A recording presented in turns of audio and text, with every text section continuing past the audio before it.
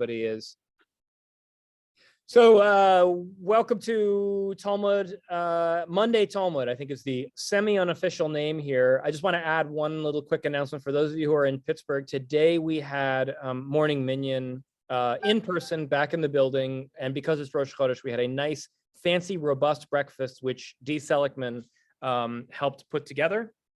In the future, if you, I'm going to be probably coming on Mondays more often.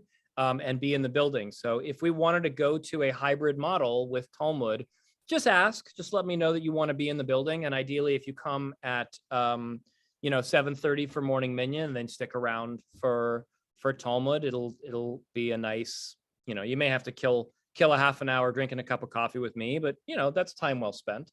So I know. Robert just came in to see why the Wi-Fi was working, because downstairs one floor it's not working very well. Well, it's an old laptop. It's working with your laptop, but I'm sure my new one. Yeah, the vagaries of the internet are extremely confusing.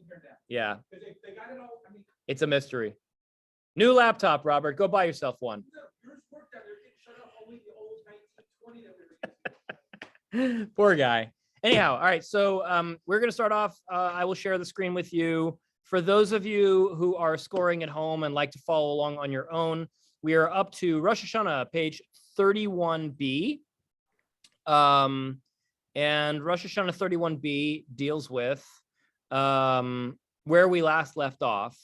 We were dealing with a little section that notes that Rabban Yochanan ben Zakkai instituted 9 ordinances. And so we'll rip through the 9 real quick. We left off talking about the debate about number 8. The debate about 8, right? That's the official, unofficial title of today's class.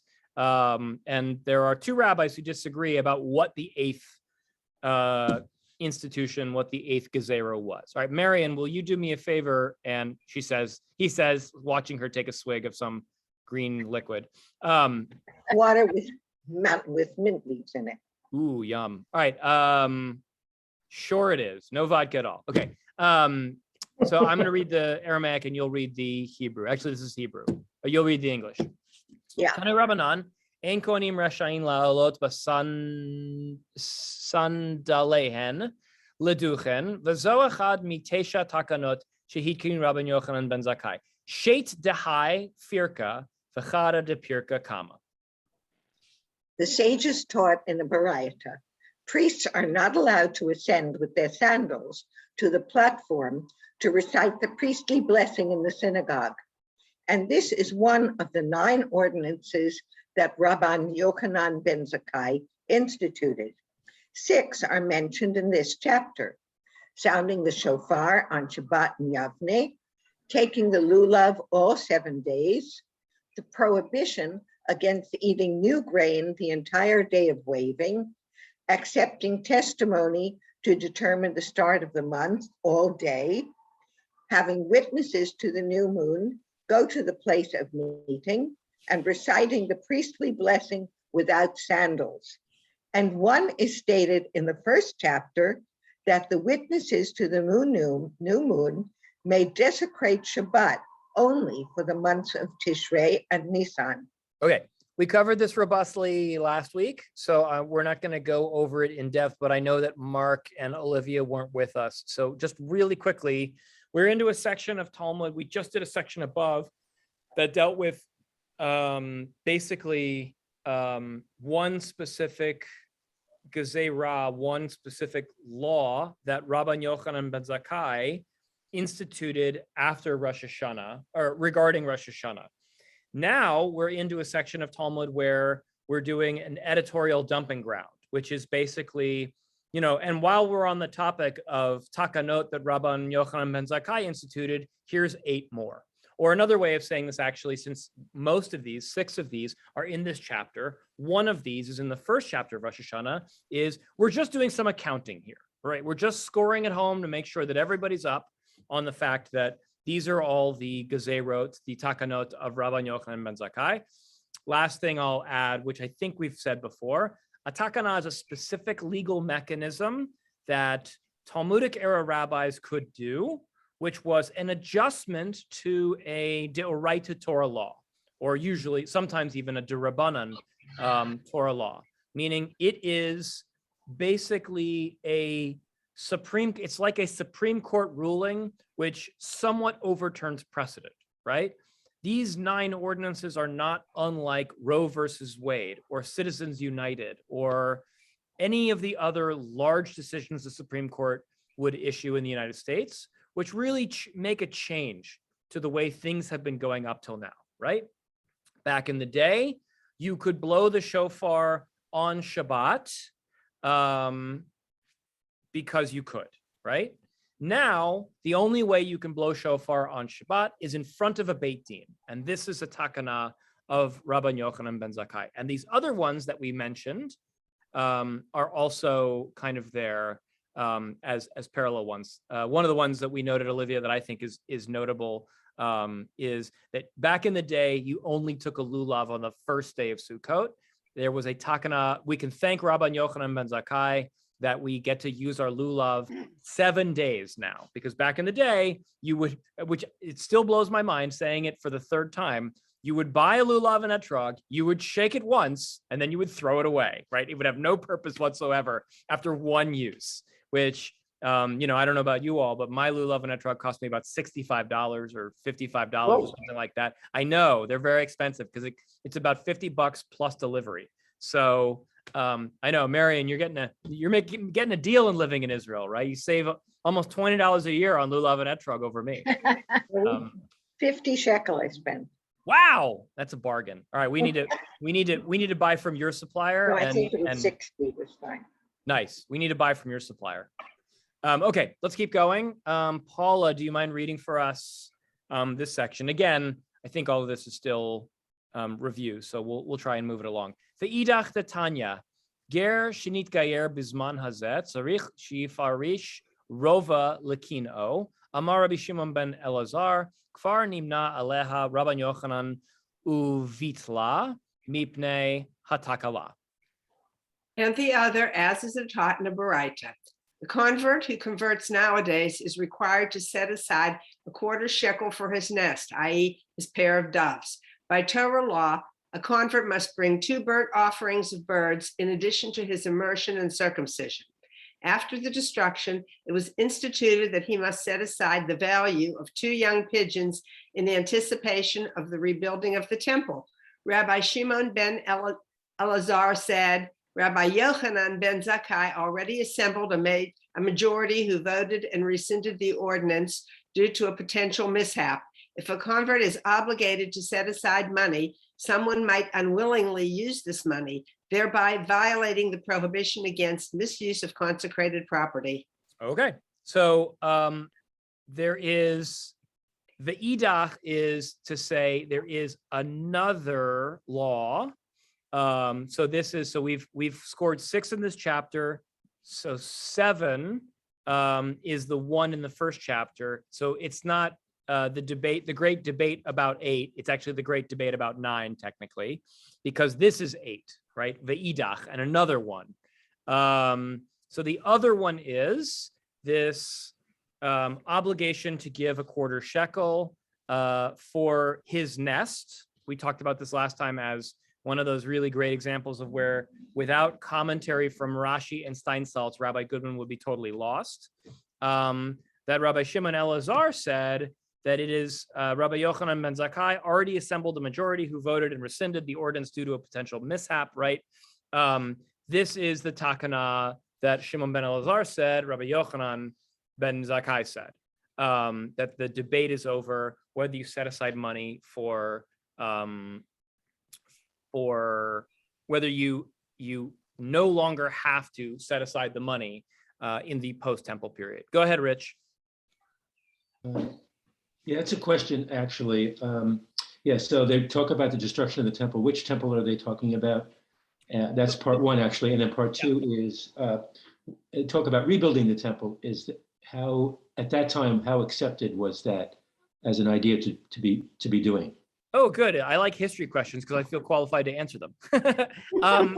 So Rabbi Yochanan ben Zakkai lived between the year 60, or he was active between the year of 60 and 80. And Rabban Yochanan ben Zakkai's great contribution to the Jewish people is he's the main dude who reboots the religion after the destruction of the second temple. The destruction of the first temple occurs in 586. The Jews return from exile in Babylonia by the hand of the Persians in 546 before the Common Era, and the Persians give money to the Jews to rebuild their temple in 516. So the Jews were only without a temple for 70 years in the interregnum. So from roughly the year 1000 to 586, we had a good solid 400 years of temple. Then we had 70 years no temple. And then we had from 516 to 70 a temple again. So almost 600 continuous years of the temple. When the temple is destroyed, Rabban Yochanan ben Zakkai starts to issue a bunch of laws that allow for Jewish worship without a temple. A lot of them feel temporary. And then historically, what we kind of know is that a lot of the institutions of post-temple era are kind of like in exigent circumstance laws. They're a lot like a lot of the rules the conservative movement issued around Zoom Minyan, you know what I'm going to say here, Zoom Minyan during COVID, right? Because there was the hope that things would change afterwards, right? And, you know, now we're starting to think like maybe Zoom Minyan is going to stick around, or maybe it's not. We'll find out. The big thing that affected the Jewish world, to the second part of your question, Rich, about how accepted was it to rebuild another temple, is that there was a great desire by the Jews to rebuild a second temple and to reestablish the monarchy. Somehow those things go hand in hand for lots of reasons. And so the Jews, under a semi-messianic figure by the name of Bar Kokhba, spark a rebellion in the year 135 of the Common Era, which was greatly supported by the major rabbis of the time, the most prominent being Rabbi Akiva. They revolted against the Romans, and anybody who knows a little bit about the Roman Empire could pretty much figure out how that went down, which is there was a guerrilla war for a year and it went really well, and then it ended really badly. And the Talmud recounts the destruction and the end of the Bar Kokhba rebellion as one of the most traumatic and violent events in the history of the Jewish people. The Talmud recounts that the rivers of Israel ran red with blood for 30 days. It recounts that 4/5 of the population was killed. It recounts that nobody could grow any produce the first year after the end of the Bar Kokhba rebellion, because the ground was so soaked with blood that it wouldn't grow anything, right? So some of that feels apocryphal, but we do know from external sources like Josephus, who wrote about this rebellion, that the Romans were incredibly violent in their suppression of the second revolt, because it was effectively like the Jews have not learned their lesson. No more Mr. Nice Guy. We need to show them who's boss here. And after that destruction, and then they took the remnant of what used to be the second temple, and they flattened it. And then on the flat spot, they declared that no Jews should be allowed into the environs around Jerusalem. And on top of that flat spot, they built a new temple, and it was a temple to Jupiter, right? Jupiter being the Roman name for Zeus. So they literally established a giant idol worshiping temple on the exact spot of the second temple. And at that point, that was it. Like, there was never any talk again by the Jews of a state until 1904 or 1906 with the first Zionist Congress in Basel, right? That's the next time we ever talked about having a state again, right? We were so beaten down that we spent 2,000 years being like, no more country, we're good. So that's a little bit. Now, the question, the last thing I'll say is whether we should build a third temple or not. Most of you, probably all of you, especially you Israelis, know there is currently a renter, a tenant in the dwelling in the apartment that is the location of the second temple. Now, by the way, there is not necessarily any rule that says we are not allowed to build the temple somewhere else. Professor Richard Elliott Friedman taught me once upon a time. He's an eminent Bible scholar at UCSD.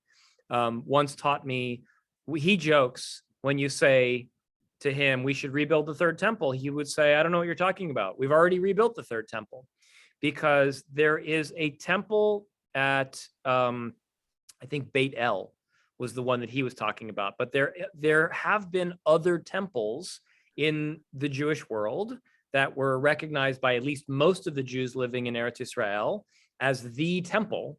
They just weren't built in Jerusalem, right? And the Torah in the 5 books does not name Jerusalem as the place for the temple. In Deuteronomy, it says, you shall establish an altar in the place where I shall designate, right?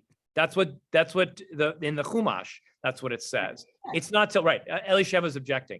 It's not till the Tanakh that King David and King Solomon decide that it should be in Jerusalem. And then effectively they say the third temple, the temple must be in Jerusalem. Hypothetically, we could go back to Deuteronomy and say it could be somewhere else. The thing that I was saying, there's a tenant, there's an occupant. If I said that too opaquely, is in the early 700s, I think around 720, the Muslim conquerors of Jerusalem built the Dome of the Rock on top of what used to be the temple. And, the only people who have really advocated for building a third temple now are also advocating for blowing up the Dome of the Rock and going to war with 750 Muslims, which most of us on the rational side of Judaism and politics say would be a bad idea. Okay, simple question, long answer. That's what happens when you talk to Rabbi Goodman. Any comments, follow-ups, questions off of that? Go ahead, Elisheva. What I was shaking my head about was, no, it didn't mention Jerusalem, but it says you should build it now without naming it. It turns out that's Jerusalem, and there are definitely rules about not building it anywhere else. Right. And they're criticized when they do build it anywhere else. Right. That's true. That's true. I'm a bit of a radical, of course, you all know, so I don't necessarily think that it's essential to build in Jerusalem, but most of the Jewish world, most of the rabbinic Jewish world does not think that we're going to be building a third temple anytime soon. Both the Talmud and also many of the early medieval commentators do not believe that we go about building the third temple. Most of them believe that the Messiah will come and the third temple will descend from heaven in fully finished format. And I remember reading a Rashi that says that explicitly. So even Rashi believes that there's no physical act of building a third temple. It's just going to drop prefab from heaven like your IKEA desk, right? I mean, after you call that guy to screw it together with the little Allen wrench.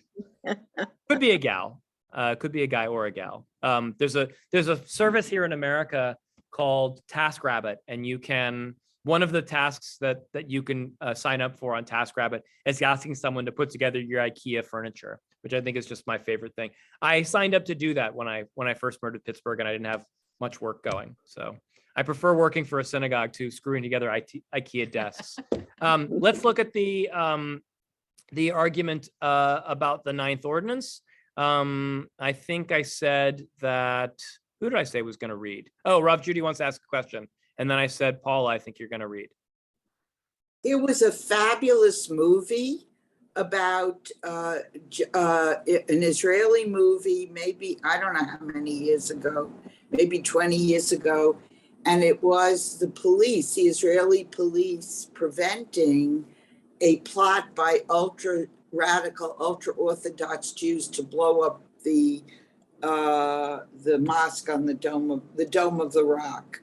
And I don't know if any of you saw it. I don't remember I don't remember. Oh, somebody who's good, do that, find it.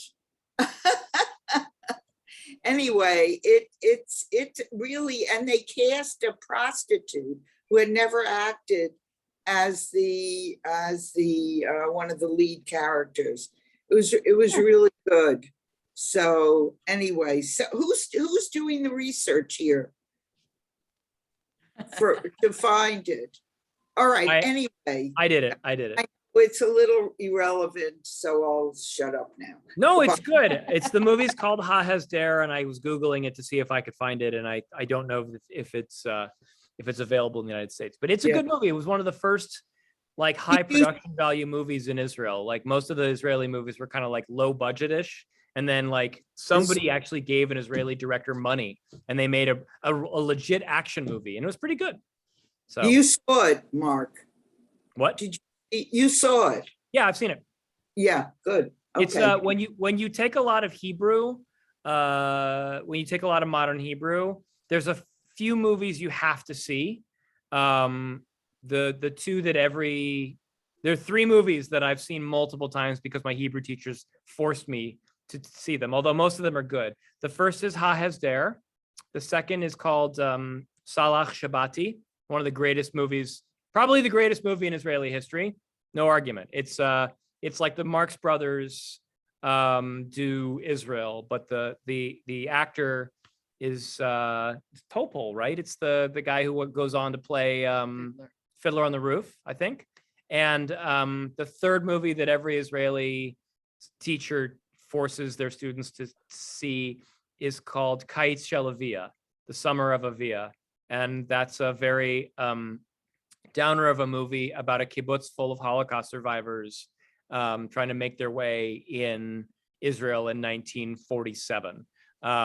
Great movie. The lead actress is playing her. She's playing her own grandmother. It's her story, and she's playing her grandmother. And I can't remember it's Gila Almagor is the name of the actress. She's one of the most famous Israeli. She's like the Meryl Streep of Israel. All right. Anyways, I'm trying to please all you Israelis, but none of you are even nodding. You're like, we know these movies, Rabbi. Move on. I nodded. All right. Is there another Israeli movie that's like a must see? Did I name the three? Well, let's see. Get.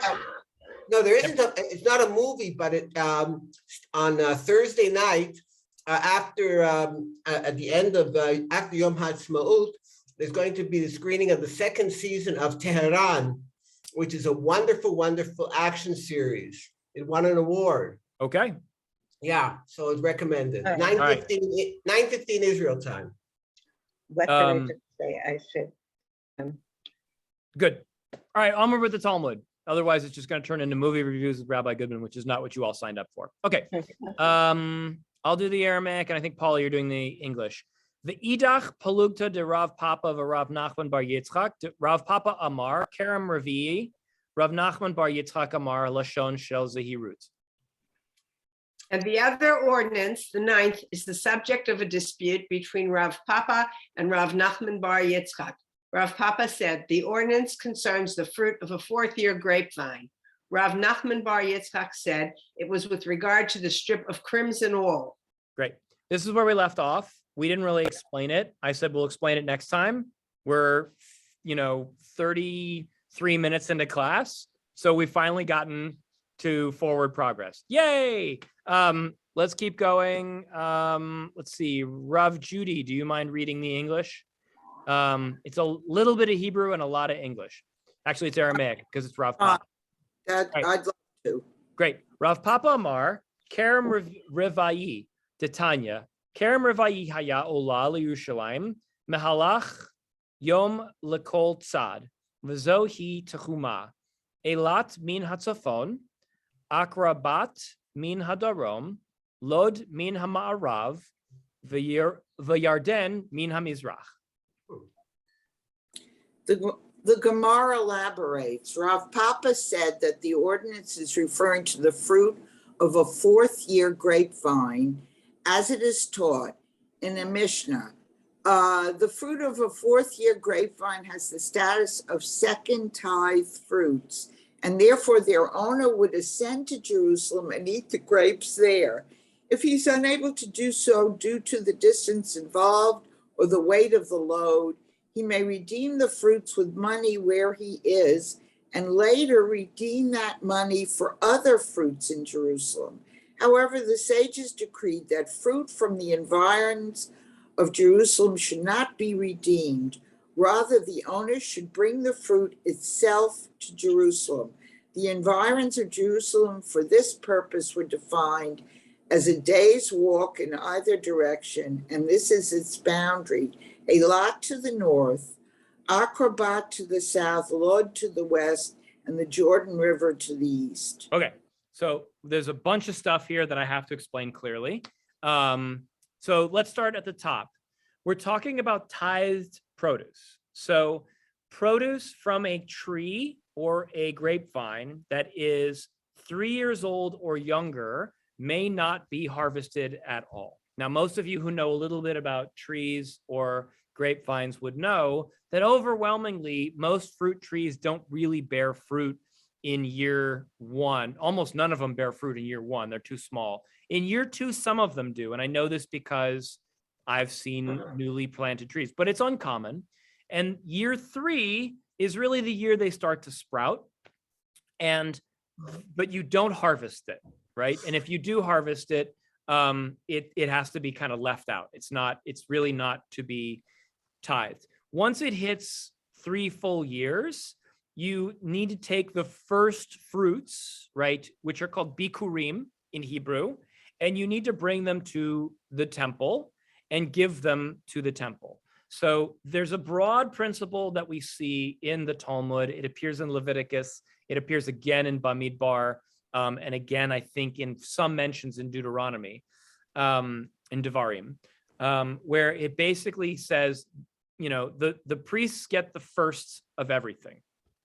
They get the firstborn of every animal, right? If your horse or your donkey bears an animal, if your cow or your sheep or your goat bears an animal, right? If the cow bears 5, calves in its life, that first one has to go to the temple, and it would be a sacrifice, of course.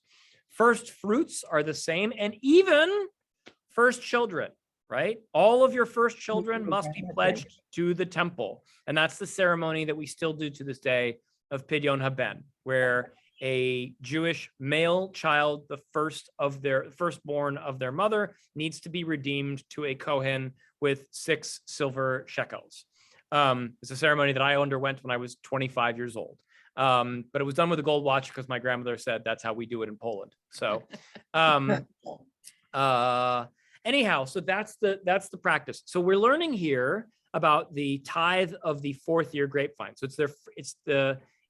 it's not bikurim because it says it's not bikurim. What it says it is second tithe fruits. And that's, I believe, if I'm not mistaken, Maser Sheni. Maser Sheni is a rotating calendar of tithes. There are all sorts of specific tithes you have to give. There's like a long, long list in the Torah. One of the tithes that you have to give is called the Maser Sheni. And it's this weird kind of rotating tax. And the weird rotating tax goes like this. There are 7 years. I could be getting this wrong specifically, so don't quote me exactly. The 1st and 3rd years, it goes to the Kohanim. The 2nd and 5th years, it goes to what's called Maser Sheni. It goes to the poor. There's one additional year here where it goes, I think, to the Levaim. And then the 7th year, there is no tax because it's a Shemitah year and the land is lying fallow. So it's a rotating tax system where a cut is skimmed off for specific designated groups, okay? That is what I think we're talking about, which is that the second tithe, the Maser Sheni of a grapevine, there is a specific question about it. And the question is basically, where does the tax line end? But that's not exactly the question. The question is this.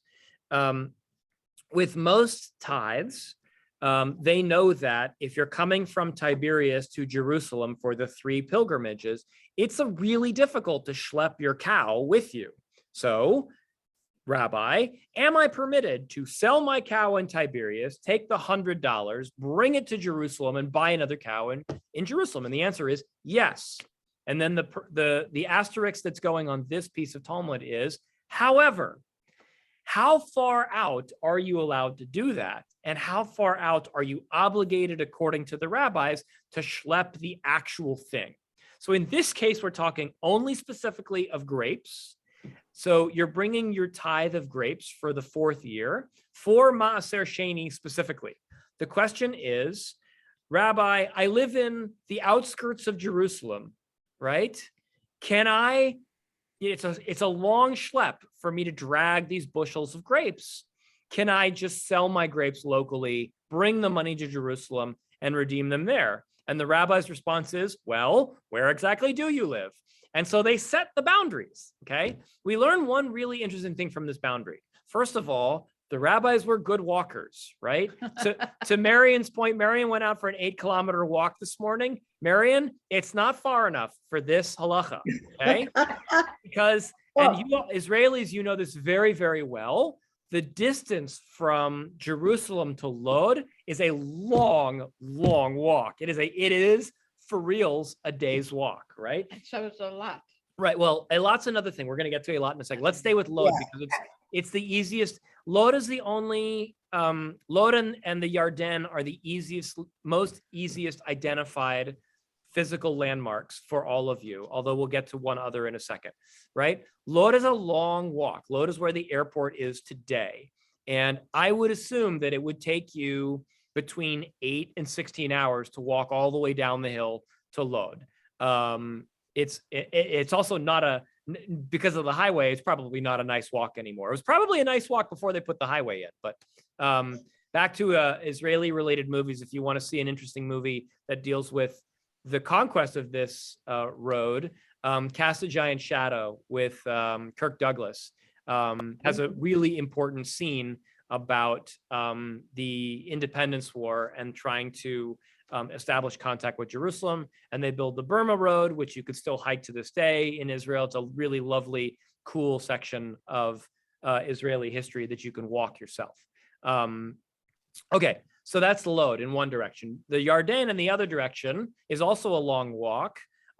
I don't think it's quite as long, but it sure is hot, right? Like that is, all the Israelis are nodding. Like nobody wants to take that walk. It's a straight shot down the hill, but it is also unbelievably hot once you get into the kind of Dead Sea plain. So that's the walk to the Yarden. Akrabat, if anybody knows where that is, I have never heard of Akrabat.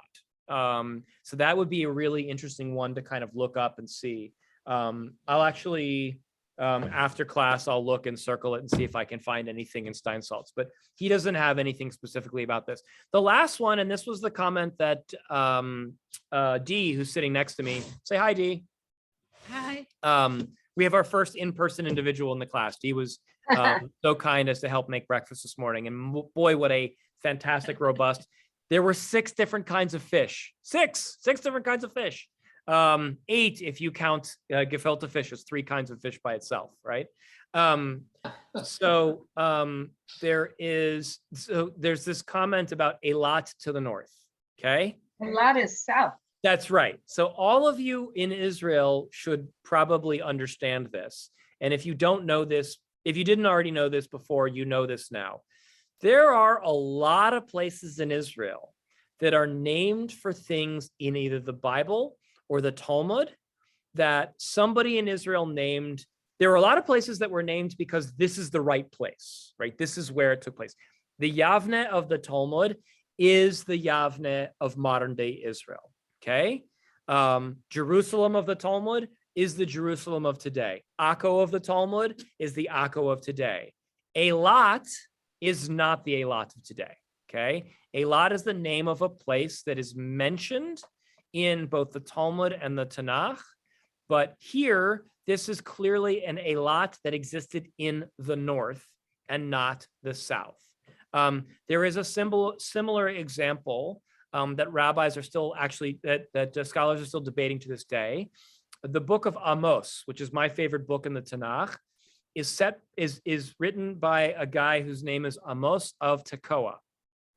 And Tekoa is listed as being a city in the north, but there is a Tekoa today in Israel, and it is located in the south. In fact, I believe it's a settlement over the Green Line, near Jerusalem, but in what is considered the West Bank.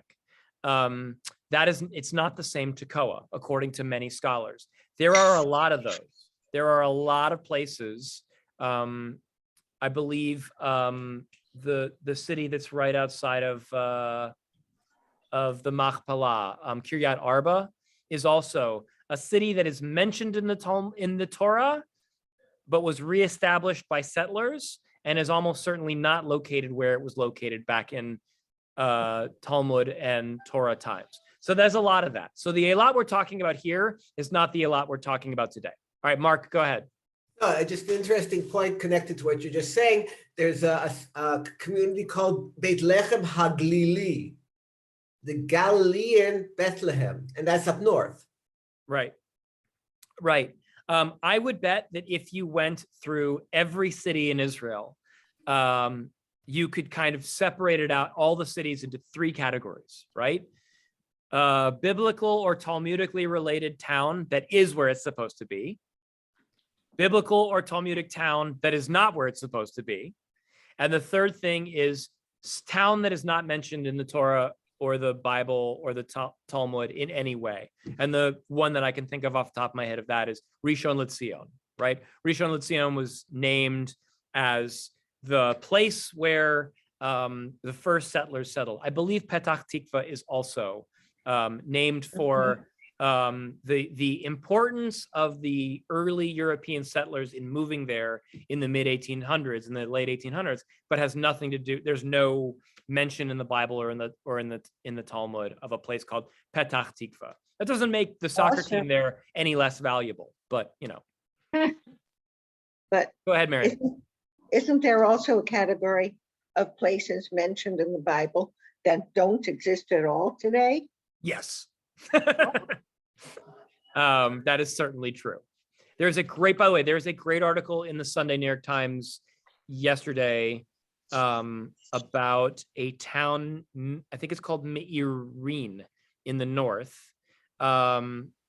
where it's a Greek Christian village that was a Crusader town, and the Israel Antiquities Authority and the locals have been working together to excavate underneath their own houses, because apparently there's all sorts of really cool archaeological finds there. It's a lovely article, highly recommended. Okay. I love the Crusader period in Israel. And when you go on a tour of Israel, nobody ever covers it. They're all interested in other stuff. The Roman period, the biblical period, the rabbinic period, the Crusader period is so interesting. And I've never done a pure Crusader tour of the land of Israel. Someday. Okay, let's keep going. So again, sorry if that wasn't clear. If we spent too much time doing tour guiding of Israel rather than actually talking about this halacha. The question is, if I live in the west side of Lod, outside of the one-day boundary that is established, I am allowed to sell my grapes and take the money up to Jerusalem and buy more grapes there to tithe of the temple. However, if I live on the east side of Lod, right, within the Tchum of Jerusalem, I got to schlep the grapes myself, right? I got to rent a donkey, I got to rent a cart, I got to carry them on my head, whatever it is, and I got to schlep my grapes up the hill. Right. Okay, great. So that's one of the possibilities for this ninth law. The other possibility for this ninth law, Mark, you're going to read this in the English, if it's okay with you. The Amar Ula, V'i Tema Rabba Bar Ula, Amar Rabbi Yochanan. Mata'am, Kedei La'ater, Shuki Yerushalayim Bepeirut. And Ula said, and some say Rabba Bar Ula said, that Rabbi Yochanan said, for what reason did the sages institute this ordinance, that one who lives near Jerusalem must bring his fruit there? in order to adorn the markets of Jerusalem with fruit, as this decree ensures that there is always an abundance of fruit in Jerusalem. Great. So either this was a glorification of Jerusalem law, which is kind of the way it's implied here. La'atar, the Hebrew of atar is atara, like a crown, like adorns, right? Shukei Yerushalayim. All of you Israelis are very familiar with the shuk, right? To make sure that that Machane Yehuda has everything it needs, like ta'inim, you need to have the good peyrot. And if you instituted a gvul, a border that wasn't very robust, then the orange seller that's, like 3 hours walk would just say, well, Moshe Chaim, who's only an hour away, he'll schlep his oranges in, right? So they kind of expanding the tchum. The other way that I could see this, which is interesting, is to say this is a financial trade move, right? Of basically encouraging for halachic purposes, encouraging the ingathering of fruit to the Jerusalem market, right? This is a way of establishing a kind of a commercial zone that everyone has to adhere to, which would then lead to more people settling in Jerusalem, right? Kind of an ingenious move, if you ask me, right? It's ensuring that fresh produce is frequent in Jerusalem, and therefore people who like a good fig, a good date, a good orange, a good grape will move to Jerusalem because they don't have to farm it themselves. They know that they'll be, right? This is a really brilliant move towards urbanization, kind of like a food co-op of the early times, right? Very brilliant. All right, good job, Mark. I'm going to have you keep reading because I think you got off a little easy. V'tanya Kerem, Ravi Hayalo lo Rabbi Elazar b'Mizrach Lod b'Tzad Kafar Tafi Uvikesh Rabbi Elazar lahafkiro la'anim. And it was further taught in a Braita, Rabbi Eliezer ben Hurkanos, a student of Rabban Yochanan ben Zakkai, had a fourth-year grapevine located between Lod and Jerusalem, to the east of Lod, alongside the village of Tavi. The vine was within the boundaries of Jerusalem for the purpose of this halacha. Rabbi Eliezer could not bring the fruit to the temple as the temple had been destroyed, and Rabbi Eliezer sought to render the fruit ownerless in favor of the poor, for whom it would be worth the effort to bring the fruit to Jerusalem. Okay, this is really interesting and a little complicated, but it's definitely worth kind of playing with. So I was talking about east and west of Lod, right? Which, when the rabbis get into it, they're of course going to ask the question, so where exactly in Lod am I obligated to bring the grapes? And where on the edge of Lod am I no longer obligated to bring the grapes? But Rabbi Eliezer is dealing with a time where there is no temple, but he wants to know what you do with produce of this type. So it gets back, and also this law specifically gets back to one of the things that is mentioned explicitly 2 lines up, which is that we're talking about the Maser Sheni. Right? The Maser Sheni is this rotating tithe.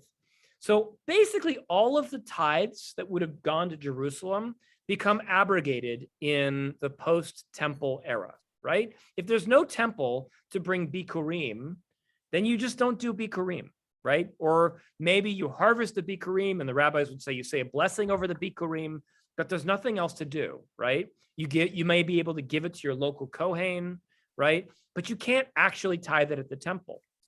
The Maser Sheni is a slight exception to this rule in that you could really ask the question, do you need a temple to give to the poor, right? And actually the way the Talmud will eventually deal with this is Masechet Peah, which deals with the corners of one's field, which must be tithed, ultimately turns into the tractate at which the rabbis decide post-destruction of the temple how to give to the poor. And that's where our laws come from that obligate Jews to give 10% of their income in tzedakah over their lifetime, okay? They do that in Masechet Peah, but it starts with Maser Sheni, because the Maser Sheni is a rotating tithe that goes only to the poor, and you don't need a temple, at least based on this law, in order to give to it. So the question is, all right, you've got grapes, you can't bring it to the temple, if you were to bring it to the temple, there wouldn't be anything there anyways. So what do? The answer that Rabbi Eliezer gives, and I'll say, Olivia, this is lichvoda, lichvodaich, on your honor, because I know you like to talk about the personalities of the Talmud and their personal stories. We'll talk about Rabbi Eliezer in a second. But Rabbi Eliezer instituted that you declare that the produce is lahafkiro, or in Hebrew, hefker. Hefker is a legal designation that you find in the Bavas, in Bava Metzia, which is property either it has to fall into one of three categories, basically, according to Torah law, Talmudic law. Either it belongs to you and nobody else can have it. It doesn't belong to you and you can't take it, right?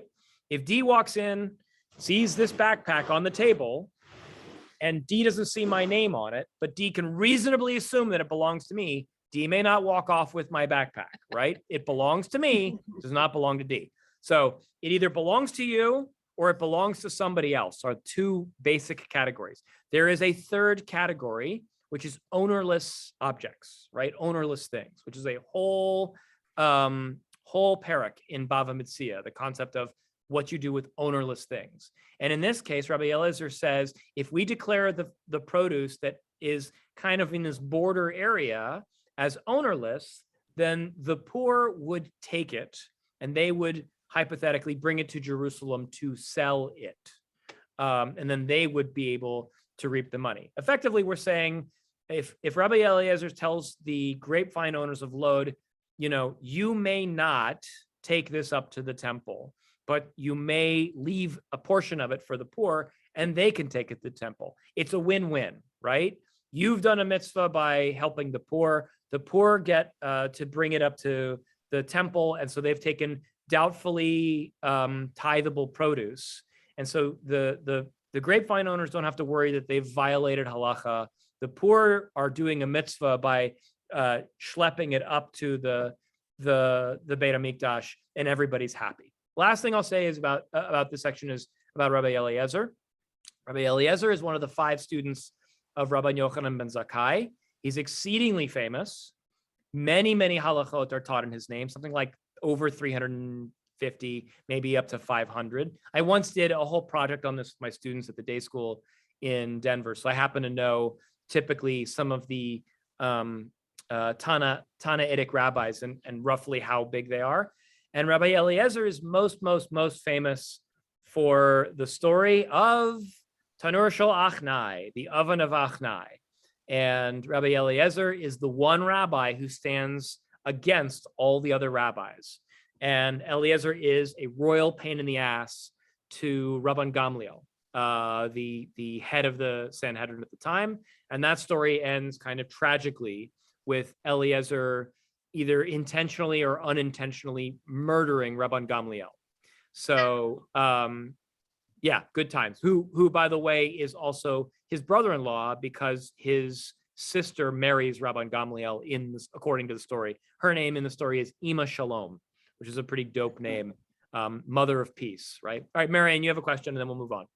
Yeah, well, it was a comment actually. First of all, Rabbi Eliezer was known for his memory. It was said he never forgot anything, nothing at all. He remembered everything. That is the phrase. Yes, very good. Yeah. Also, the other thing is, I would recommend, if I never mentioned it before, a book by Yochi Brandis. It's been translated into English, called The Orchard. And it's about Rabbi Akiva, basically, but it mentions all these other rabbis. And it's pretty much based on actual experience, in fact. So, and What's the author's name? Yochi Brandis. She's a very well-known author here. She. Okay, cool. I wrote it down. Thank you. Okay. My favorite book is semi-related. It's a historical fiction called As a Driven Leaf by Milton Steinberg, who was a famous rabbi in America. Really wonderful. But I want to buy The Orchard now. That's one of the greatest books I've ever read. It's a good one. Me too. Help make me a rabbi. Any other comments or questions? Eliezer is one of Yochanan's 5 top students, and they are all kind of a chevra. And there are a lot of really great stories in the Talmud about their relationships one to another.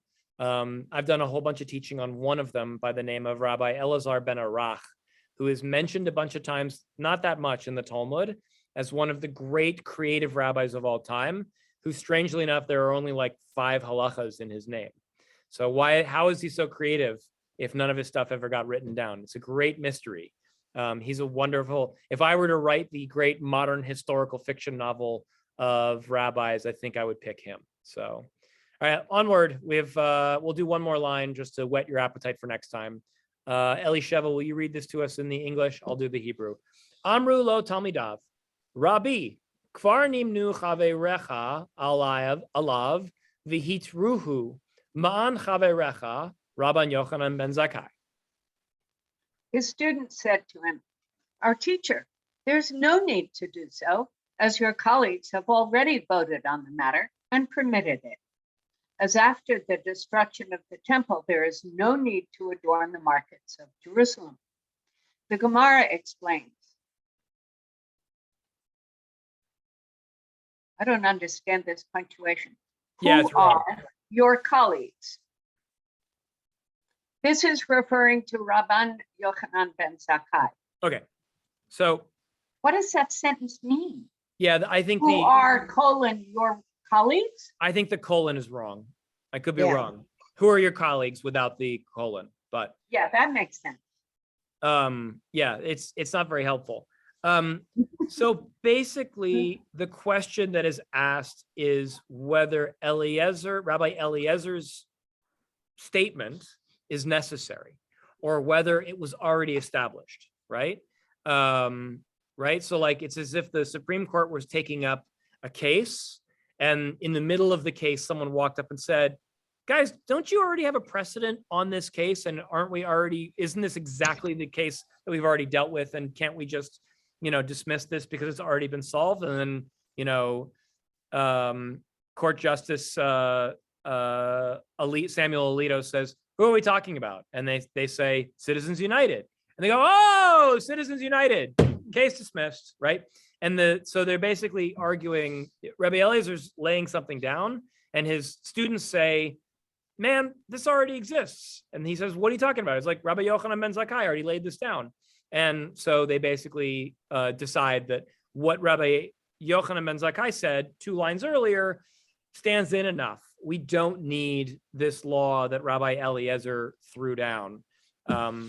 It's a little fuzzy, but this might just be kind of like a poke to Rabbi Eliezer that he's doing unnecessary halacha.